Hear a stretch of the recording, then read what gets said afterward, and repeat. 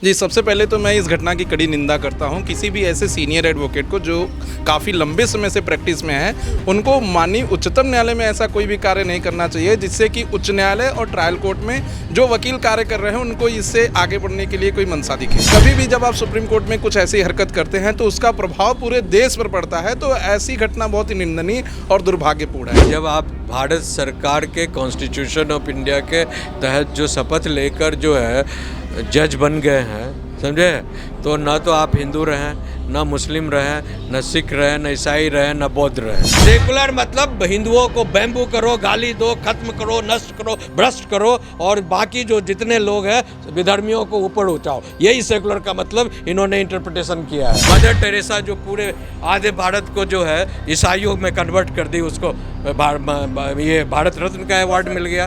माननीय उच्चतम न्यायालय में दो चीज़ें हुई कि एक मुस्लिम दरगाह को प्रोटेक्ट किया गया और एक हिंदू मंदिर को नहीं प्रोटेक्ट किया गया। इसीलिए लोगों में आउटरीच ज़्यादा था कि B.R. गवई साहब ने पहले ही कह दिया था कि वो ट्रू सेकुलरिज्म को मानते हैं और सभी धर्मों का वो ध्यान रखते हैं और पालन करते हैं। नमस्कार, मैं आकाश कुमार, स्वागत है आपका हमारे चैनल भैया जी गजब पर। जिस तरीके से आपने देखा कि कल एक एडवोकेट ने CJI के ऊपर जूता फेंका। जूते फेंकने की अलग अलग वजह बताई गई, लेकिन जो एडवोकेट थे उन्होंने कहा कि जब एक पिटिशनर ने विष्णु जी की जो खंडित मूर्ति है उसके रिगार्डिंग बात करी तो CJI ने ये कहा कि तुम अपने भगवान विष्णु से ही ये कह दो। जो सुप्रीम कोर्ट जो एट द एंड ये बोला जाता है कि कानून व्यवस्था ही सारी चीज़ें चलती हैं, अगर वही जज अगर ऐसी बातें कर रहे हों तो ये एक आस्था के ऊपर प्रहार है। और मेरे को बिल्कुल भी इस पर आपत्तिजनक चीज़ें नहीं लग रही कि मैंने ये जूता फेंका, ये सब चीज़ें करी। आइए बात करते हैं सुप्रीम कोर्ट के ही वकीलों से कि आखिर में उनका क्या मानना है इस चीज़ को लेकर। नमस्कार सर, नाम क्या होगा आपका? मेरा नाम एडवोकेट विशाल सिंह है। आपका नाम क्या होगा सर? एडवोकेट ध्रुव कुमार। क्या लग रहा है ये जो अभी CJI के ऊपर जो जूता फेंका, इसको लेकर आप क्या कहोगे? और अगर हमारी ऑडियंस नहीं जानती ये स्टोरी क्या थी तो आप अगर चाहें तो पास्ट से बता सकते हैं कि आखिर में ये मसला क्या था। जी, सबसे पहले तो मैं इस घटना की कड़ी निंदा करता हूं। किसी भी ऐसे सीनियर एडवोकेट को जो काफ़ी लंबे समय से प्रैक्टिस में है, उनको माननीय उच्चतम न्यायालय में ऐसा कोई भी कार्य नहीं करना चाहिए जिससे कि उच्च न्यायालय और ट्रायल कोर्ट में जो वकील कार्य कर रहे हैं उनको इससे आगे बढ़ने के लिए कोई मंशा दिखे। कभी भी जब आप सुप्रीम कोर्ट में कुछ ऐसी हरकत करते हैं तो उसका प्रभाव पूरे देश पर पड़ता है, तो ऐसी घटना बहुत ही निंदनीय और दुर्भाग्यपूर्ण है।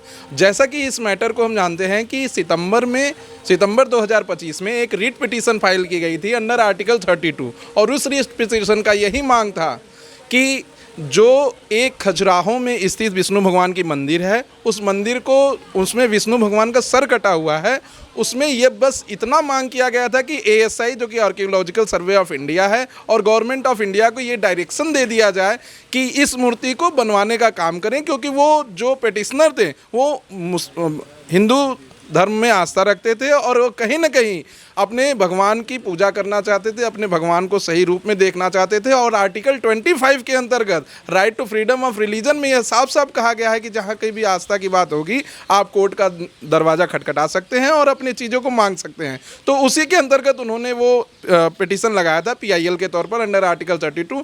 पिटीशन को डिसमिस कर दिया गया honourable chief justice B.R. Gavai के द्वारा, और डिसमिस करने के कई सारे ग्राउंड थे, क्योंकि matter archaeological survey of India के अंतर्गत था, तो इस वजह से डिसमिस कर दिया गया। लेकिन जब डिसमिस किया गया पिटीशन, तो जो पिटिशनर थे उन्होंने कहा कि मैं तो विष्णु भगवान का बहुत बड़ा भक्त हूं और मैं ये पिटीशन जो आपने डिसमिस किया है इसकी कड़ी निंदा करता हूं। इसके बाद ऑनरेबल चीफ जस्टिस ने एक कमेंट किया था जो कि सोशल मीडिया में दिखाया जा रहा है। उन्होंने कहा था कि आप जाके अपने भगवान से ही कहिए कि मूर्ति बना दें।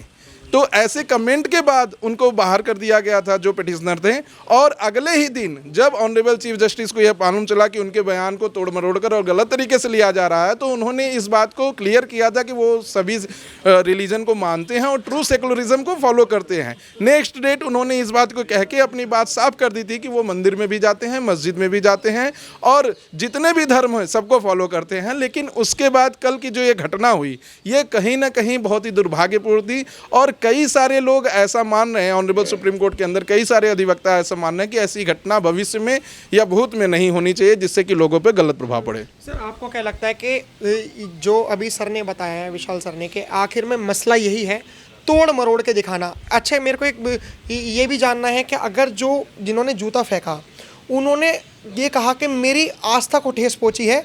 मैं सुप्रीम कोर्ट में अगर कोई और व्यक्ति अगर मेरी आस्था को ठेस पहुंचाता तो शायद मैं सुप्रीम कोर्ट में पिटिशन लगाता, लेकिन जब सुप्रीम कोर्ट के ही न्यायाधीश जब ऐसे शब्द बोल रहे हैं तो मेरी आस्था और मेरा भरोसा सब कुछ टूट चुका है। तो इसलिए मैंने ये करा और मेरे को जरा भी पछतावा नहीं है। देखिए आर्टिकल 49 जो है संविधान की धारा मैंने अनुच्छेद 49, इसमें साफ साफ लिखा हुआ है कि अगर कोई भी जो हिस्टोरिकल है प्लेसेस या इंस्ट्रूमेंट या जो संवैधानिक दायरे के अंदर प्रोटेक्टेड है, जैसे ये आर्कोलॉजिकल सर्वे ऑफ इंडिया के तहत प्रोटेक्टेड है, तो उसको स्टेट को कोर्ट जो है डायरेक्शन दे सकती है।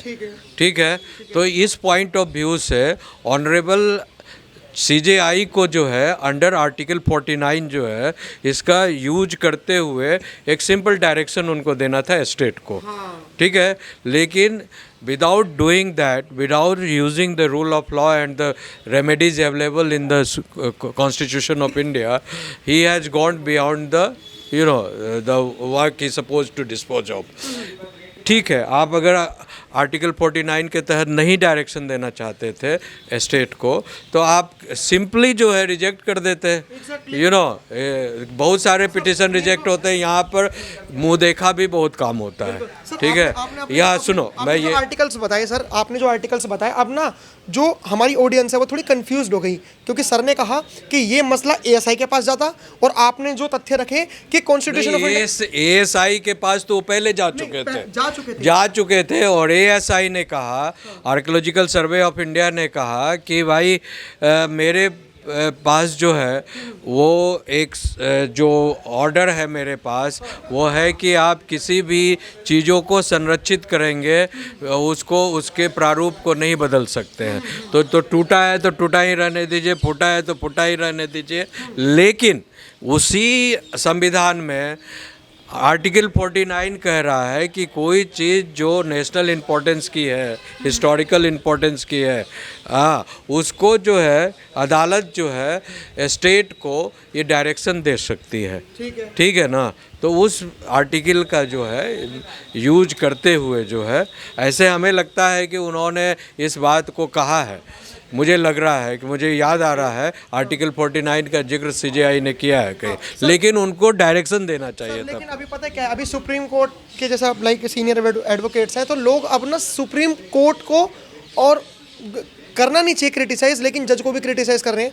वो ये कह रहे हैं कि जैसे मान के चलिए कि आप हिंदू हैं, आप हिंदू हैं, अगर आप अपने धर्म के बारे में जानते हैं, अगर कोई मुस्लिम होगा वो अपने धर्म के बारे में, कोई बौद्ध होगा तो वो अपने धर्म के बारे में, लेकिन ये CJI तो बुद्धिस्ट कम्युनिटी से हैं, तो इनको क्या जायज़ था? सुनो, ऐसा है कि आप बुद्धिस्ट हो, हिंदू हो, मुस्लिम हो, सिख हो, ईसाई हो, क्रिश्चियन हो, पारसी हो, यहाँ पारसी भी जज बने हुए हैं, समझे ना।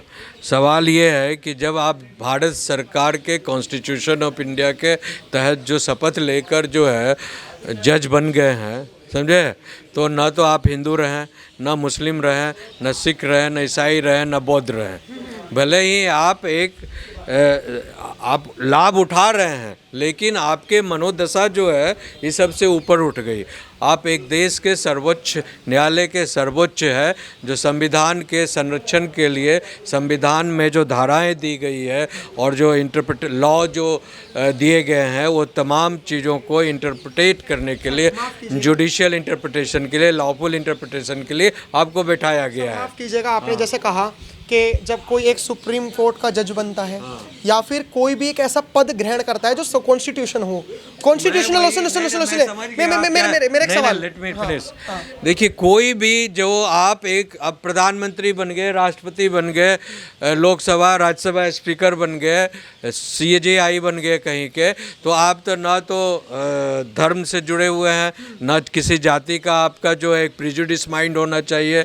अगर आप धर्म और जाति के प्रिजुडिस माइंड्स को लेकर आप किसी पद पर बैठे हुए हैं तो आप तो किसी पर्टिकुलर धर्म और जाति की ही बात करेंगे और उसको ही न्याय दिलाने के बाद के बाकी को डिस्ग्रेस करेंगे। आपने सर प्रॉपर क्वेश्चन नहीं सुना मेरा। मैंने आपसे, मैं ये कहना, सवाल मेरा ये है कि जब आपने कहा कि कोई पद पे बैठता है, कॉन्स्टिट्यूशनल पद पे बैठता है, तो वो एक सेक्युलर हो जाता है जो सुनो, ये बहुत ही रॉन्गफुल वर्ड है भारत में, ये बहुत ही डेंजरस वर्ड है। Secularism is a very dangerous word in India, because Bharat पहले से ही सेकुलर है, बिकॉज इसका मूल फिलॉसफी है वसुधैव कुटुंबकम का। तो जो आदमी बचपन से सनातन की वसुधैव कुटुंबकम की बात करता है, तो अंग्रेजी का आपने एक शब्द ले आया और कॉन्स्टिट्यूशन के प्रियम्बल में ज़बरदस्ती घुसा दिया सोशल एंड सेकुलर। तो ये क्या, ये तो बदमाशी था इंदिरा गांधी का, ये बकवास है, सेकुलर शब्द ही बकवास है भारत में। तो ये सब शब्द बोलना बंद कीजिए, ये बकवास शब्द है। यही शब्द बोल बोलकर हिंदुओं का नाश कर दिया गया है। सेकुलर मतलब हिंदुओं को बैम्बू करो, गाली दो, खत्म करो, नष्ट करो, भ्रष्ट करो, और बाकी जो जितने लोग हैं विधर्मियों को ऊपर उठाओ। यही सेकुलर का मतलब इन्होंने इंटरप्रिटेशन किया है। सर सर ठीक है सर, भावनाओं में बह गए। भावना की बात नहीं, ये सच्चाई है, भावना में नहीं बहा हूँ, ये मैं सुनता हूँ, देखता हूँ। आप मेरे सामने बच्चे हो, मैं भी जर्नलिस्ट BBC लंदन में था, मैं भी जो क्यों छोड़ा, मैं इटालियन TV में था, मैं क्यों छोड़ा, मैं यूरोपियंस के साथ रहा हूँ, पूरे विदेश दुनिया में मैंने पत्रकारिता की है। मैं इसलिए छोड़ा कि ये सारे जो यूरोपियन यूनियन वेस्टर्न कंट्रीज़ के जो मैंने देखा कि एक लॉबी बनी हुई है कि भारत को नीचा दिखाओ।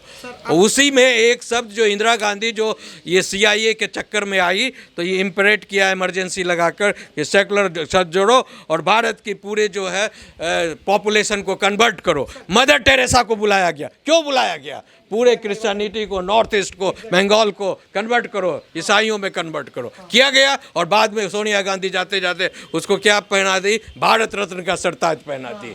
इतने बड़े बड़े लोग बहने, उसको भारत रत्न नहीं मिला। मदर टेरेसा जो पूरे आधे भारत को जो है ईसाइयों में कन्वर्ट कर दी, उसको ये भारत रत्न का अवार्ड मिल गया। आप एक आखिरी लाइन, जो अभी जो बार काउंसिल ऑफ इंडिया ने उन एडवोकेट को निकाल दिया है, उन्होंने कहा कि ऐसे अभी इस केस में उनको शो कॉज नोटिस मिला है और शो कॉज नोटिस में 15 दिन का समय दिया गया है और उस 15 दिन में वो अपना जवाब देंगे। जैसा कि CJI BR गवई साहब ने अपने कंप्लेन को वापस ले लिया और उनका जूता भी वापस कर दिया है, तो मुझे नहीं लगता कि आगे चल के कोई भी कार्रवाई होगी। इंडिपेंडेंट बॉडी है बार काउंसिल ऑफ इंडिया, तो हो सकता है कि उनके एडवोकेसी को कैंसिल कर दे, लेकिन मुझे नहीं लगता। और ये जो आउटरीच भी हुआ है, इसके पीछे की कहानी जब आप जानेंगे तो 2024 में दिल्ली हाई कोर्ट में एक पिटीशन फाइल होता है, रिट पिटीशन सिविल 1864 ऑफ 2024। उसमें यह कहा गया कि महरौली के अंदर एक दरगाह है, उस दरगाह को प्रोटेक्ट करने की बात की गई थी। तो दिल्ली हाई कोर्ट ने वो दरगाह जो आशिक दरगाह के नाम से जाना जाता है उसको नहीं प्रोटेक्ट किया था। दिल्ली हाई कोर्ट ने वो पिटीशन डिसमिस कर दिया था। लेकिन इसी साल 19 अगस्त 2025 को सुप्रीम कोर्ट की एक बेंच ने, जो कि कोर्ट नंबर 5 में बैठती है, जस्टिस BV नागारत्ना और जस्टिस महादेवन ने, उसमें पास भी कर दिया ऑर्डर और डायरेक्शन भी दे दिया कि आप महरौली में जो स्थित आशिक दरगाह है उसको प्रोटेक्ट करिए। और ASI को भी कहा गया और यूनियन ऑफ इंडिया को भी ये बात कही गई कि आप उसको प्रोटेक्ट करिए। उसके बाद ये पिटीशन लगा था लॉर्ड विष्णु के लिए, जो कि मना कर दिया गया। तो कहीं ना कहीं यह जो माननीय उच्चतम न्यायालय में दो चीज़ें हुई कि एक मुस्लिम दरगाह को प्रोटेक्ट किया गया और एक हिंदू मंदिर को नहीं प्रोटेक्ट किया गया, इसीलिए लोगों में आउटरीच ज़्यादा था। जबकि दोनों केस अलग अलग बेंच के सामने था और दोनों ही जज अलग थे। तो इसमें यह कहना बिल्कुल ही गलत है कि कोई भी गलत या डिस्क्रिमिनेशन हुआ। इसमें यह देखना चाहिए कि BR गवई साहब ने पहले ही कह दिया था कि वो ट्रू सेकुलरिज्म को मानते हैं और सभी धर्मों का वो ध्यान रखते हैं और पालन करते हैं।